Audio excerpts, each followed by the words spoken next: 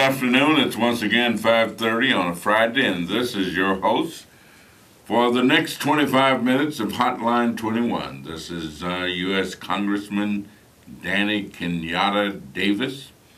Our telephone number is 312-738-1060, which means that you can call in at any time and be engaged, be involved, be informative, and be informed.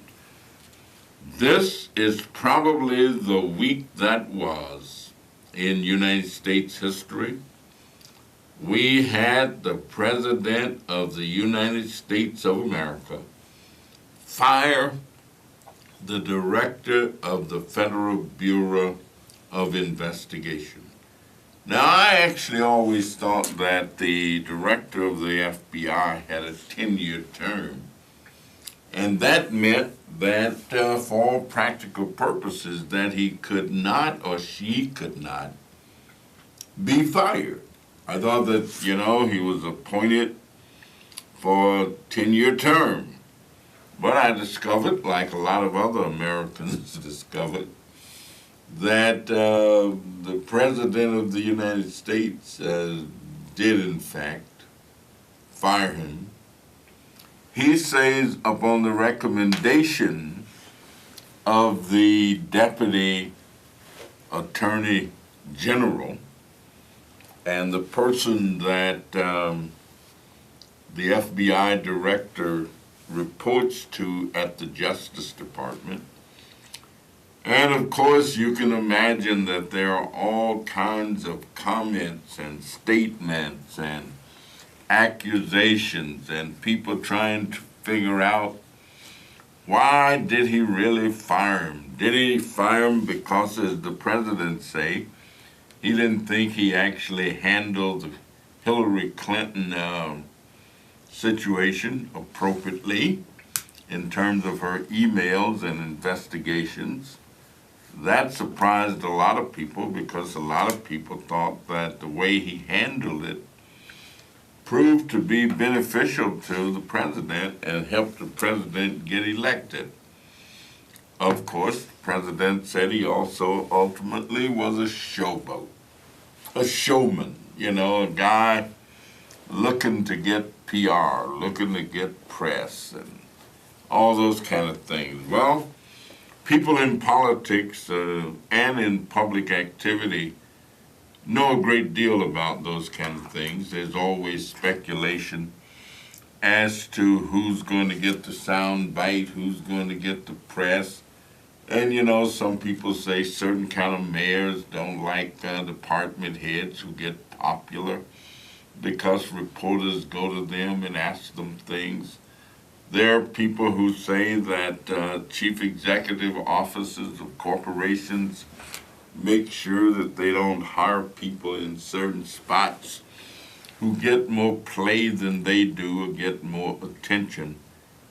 I'm going to ask a question. Do you really think that any of that kind of stuff really goes through the minds of people in high-level posts and positions, and that they may or may not hire or get rid of people for that reason, in terms of you're getting too much of the attention? And of course, that is true. I mean, there's no doubt about it. If you're the number 2 guy and you start getting more attention than the number 1 person, the number 1 person may say, I don't think I want this person around. If you work for, a politician or an elected official, some people think that, you're always trying to get press. You're always trying to get attention. So if you got anything you want to say about that, you can certainly call us and give us a little idea of what you think. Let me tell you, I have had a very busy week. We have done all kinds of things. As a matter of fact, I have not spent 30 minutes in my office today. My day started out with a press conference with several of my colleagues, Congressman Bobby Rush, And I give Bobby the credit for our being there because he called the press conference and asked the rest of us to come. And we had Congresswoman Jan Schakowsky. We had Congressman Mike Quigley. We had Congressman Brad Snyder. And of course, I was there, and Bobby was there, and so there were 5 of us. All of us essentially called for the same thing. Different people may have used different terminology and made different statements, but in essence, we all said that in order for the people to really believe what we're going to be told, that we need a special investigator, a special commission, a special prosecutor, that we need independent people to be the ones involved in the further investigation of what went on with the campaign of the president relative to Russia and what, kind of, if any, collusion or any of that kind of stuff took place. And so if you've got any ideas and any thoughts about that, I certainly want to hear them. But I also need to say that we had earlier today our artistic discovery with 125 pieces of art that students did from high schools, some of the great high schools in the 7th District, Oak Park River Forest, Whitney Young, Marshall High School, Crane High School. We had just a fantastic bunch. And of course, one of our students was the winner of the first prize. And she gets a chance to go to Washington along with her parent, art teacher.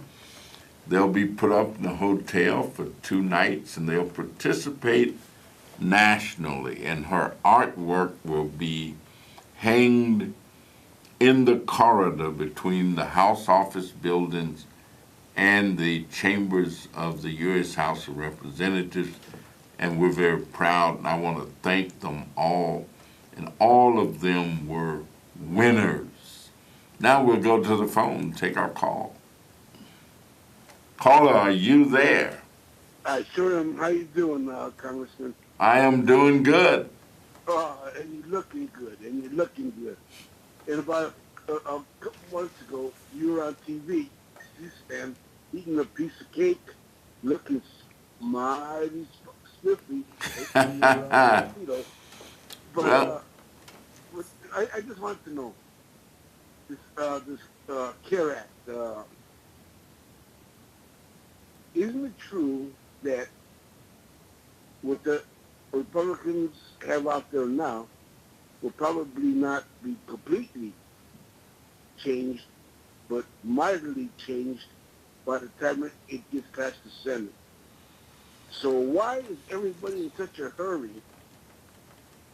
Pandemic right now, but it's not even going to be looking like that, because after all, President Obama said a few things and never got into the bill, about this having your own doctor and all that. But that's beside the point. What I want to know is, take it easy. Why have a heart attack now when he's going to vote on a bill that's not even going to look like the bill that the Republicans are trying to put through? Thank you, Congressman. All right, thank you very much. And let me just say this about health care. Health care in America is thought of by some people as being a privilege that some people have because they have the resources to pay for the best care that is available. Some of us, people like myself, I believe that health care should be a right and not a privilege. And that every citizen of the United States of America should have available to him or her, or no matter what racial, ethnic group, no matter what gender they go under, no matter what their level of education, that they should have access to quality, comprehensive health services without regard to their individual ability to pay for it. Now, there are people who would say, but we live in a capitalistic society, and everybody have to be able to care for themselves. We do live in a capitalistic society, but everybody in that society are not able to generate the same levels of income as everybody else. And notwithstanding that, some of us believe that health care should be a right and not a privilege. Caller, are you there? Yes, caller, go right ahead. Well, we may. Oh, James, I'm doing fine. How are you? Okay, first of all, I want to tell y'all Happy Mother's Day. Well, thank you. And then, okay, Donald Trump and them going down, and that's why I heard God's taking them down. God's taking them out, Donald Trump. Congressman Davis. And you know, Dwayne Johnson, the wrestler. Yes. Is he gonna run for the president? That's what I heard. That's what I heard, Congressman Davis. I don't know. Well, let me tell you, here's what a lot of people kind of make a joke about the presidency of the United States. And they say in their mind, if Donald Trump can be president, then they should be president. Or they can be president. Now, that's what I heard. I don't know if that's going to be true or not. That's what I heard. He might. I'm saying you never can tell who might run. Okay, and anybody can run if they're old enough and if they meet the criteria. And they can certainly try and run for president. And so whether you're a wrestler or a businessman or doctor, lawyer, school teacher, you can run for president. Okay, y'all have a good evening, Congressman. Happy Mother's Day to y'all. Happy Mother's Day to you, and thank you so much, James. And while I'm at it, let me say Happy Mother's Day to all mothers. There is no position in life that one can have that is greater than the title mother. There's no greater responsibility that one can have than that of mother. So we wish all mothers and their children and their siblings and their families a happy Mother's Day. And I remember my mother in so many different ways. I remember women who played the mother role in my life. I remember my grandmother, my paternal grandmother, my father's mother. My mother's mother unfortunately died before I was born, so I never got a chance to know her. But my mother and her sisters and brothers, especially her sisters, talked about her so much until I always felt like I knew her. And my mother had a portrait of her hanging up in our house that was always there until the house got burned down. And I just felt like, I'm told, that she died during the month of August, and I was actually born in September. But I always felt like I knew my grandmother because of the talking people would do and that photograph that hung in the house. Caller, are you there? Yes, good evening, Congressman Davis. I wanted to comment. If you watch the talk shows that have an honest bipartisan discussion on the issue of health care, you'll find out that one of the main sticking points is they're simply trying to stop a lot of the mothers, the young moms and that, from showing up in the emergency rooms with children for issues that really shouldn't be handled in an emergency room. That's monstrously expensive. So that's an area I think where both parties could agree on. Also, I know back when I was a kid, we had to have our vaccinations, and we had to prove that before we went to school. They really need to start enforcing that type of thing. And one more thing, I think that in order for people not to abuse the system, I think just about anybody who's got a health emergency could come up with like $20 for a copay. You know, if people put their heads together in a bipartisan fashion and stop blaming President Trump, stop blaming Hillary Clinton, stop blaming anybody, and just work out a solution that most people can say, well, nobody's going to be entirely happy. It's just like any other transaction. Nobody's going to be entirely happy, but nobody is going to be left out in the cold. And if, you know, I would encourage members of your party or anybody else just to try to sit down and hammer out something, because again, everybody, you know, I don't see it so much as a right. I see it as something that everybody should strive to have somehow. I'm the guy that called in last week and said, you know, one of the reasons that a lot of us took our jobs that didn't pay a lot of money is, well, there might not have been a lot of money, but we had health insurance. Absolutely. So hang in there. And again, I would encourage you to work with anybody and everybody who wants to come up with a solution. Thank you. God bless. Thank you very much, and we will, in fact, do that.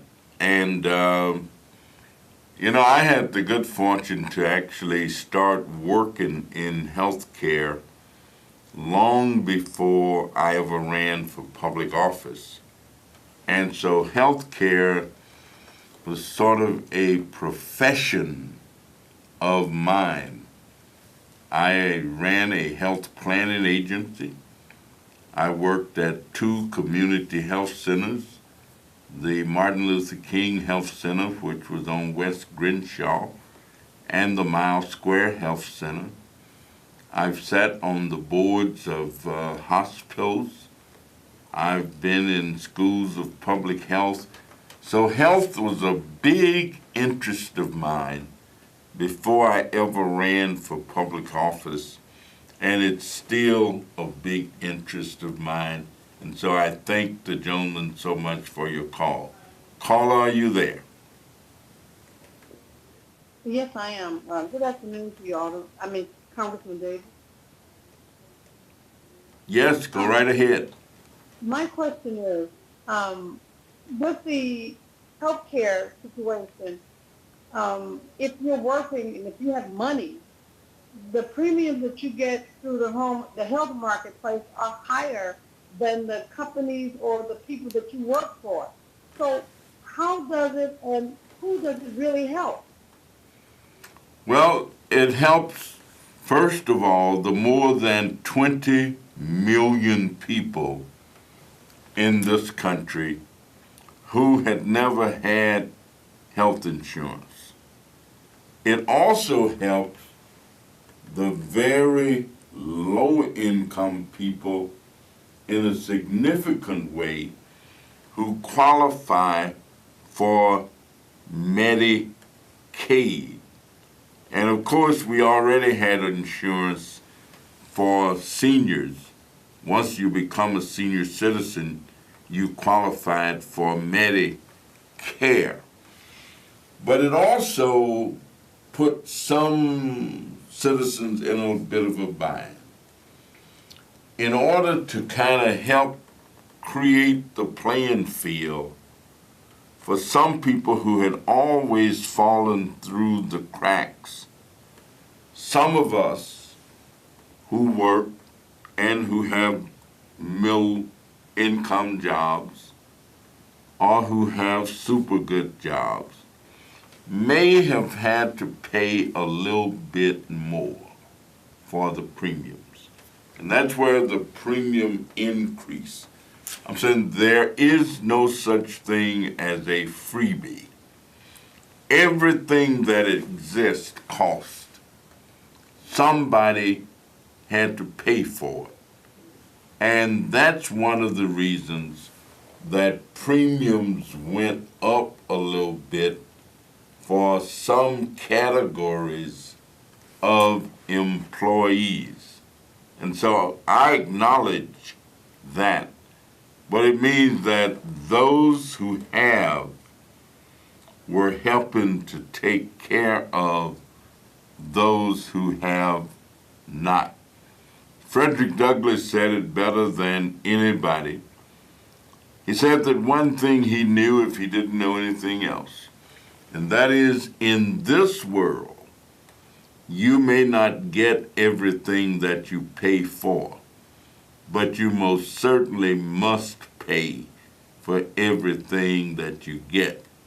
And as far as I'm concerned, there isn't too much of a price that is too much to pay for quality, comprehensive, professional health care that all of us need. So you're right. Some people have had to pay too much, and we're still looking at ways to tweak the bill so that those costs may have an opportunity to be reduced. Caller, are you there? Uh-oh, go ahead. Yes, Danny. Yes. Thank you. Thank you for taking my call. And through history here in Chicago, you've done an outstanding job, and I applaud you. My comment this evening is not in reference to health care, but is in reference to the condition of our roadways here on the south side of Chicago. I'm in the 8th Ward, and I've called my alderman several times. But 75th and Stony Island, that intersection there has been deplorable for at least 5 or 6 years. But up and down Stony Island and in the black community, on 73rd, going east to west, the roads are deplorable. And it seems like the city of Chicago, I don't know what they're doing with all the tax revenue that we're giving up. I'm a homeowner just like probably several other people are. But it seems like the money is not being put back in the black community. And I would close now and listen to your comment. There needs to be a checks and balances. We should at least have decent roads in our community for fire and ambulance and police departments. Thank you, sir. Bye. Thank you very much, and I certainly agree with you. And that's why we've been trying our best to get an infrastructure bill passed. Money sometimes flows from the federal government to the state government, and then a piece of that to municipal or city governments. Other monies are raised by cities themselves. Just today and yesterday, I think a group of aldermen who were black, Hispanic, and some white aldermen had a coalition agreement that they were going to push for more of the money that the city generates to be spent in low income, meaning really black and Hispanic. And there are some other communities where whites may live, or even Asians, but they were really talking about black and Hispanic communities. And this group of aldermen pledged to work together to make that happen. And I think that's a wonderful, wonderful development that has taken place. And I certainly agree with you that we need to fix up our infrastructures. We ought to have good roads, good bridges, good highways. We ought to make sure that the money is spent evenly across the board, and that not too much of it is spent in some areas and not enough in others. Well, our time is just about gone, so let me wish everybody a wonderful Mother's Day. I'm going to try to have the biggest Mother's Day dinner that I can have. but I'm going to try to make it healthy. Have a good weekend, and we'll see you next week.